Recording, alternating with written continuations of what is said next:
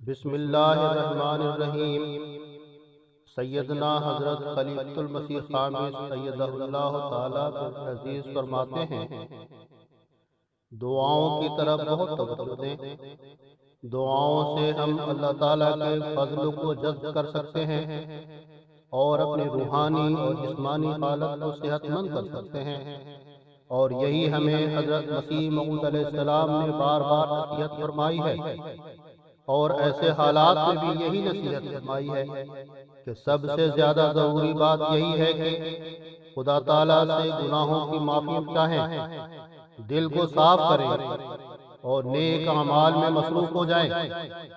اللہ تعالیٰ نے دعا کا ایک بہت بڑا ہتھیار ہمیں دیا ہے، اس کے ذریعے اللہ تعالیٰ کی پناہ میں آنے کی ہمیں کوشش کرنی چاہیے اور اس طرف توجہ دینی چاہیے۔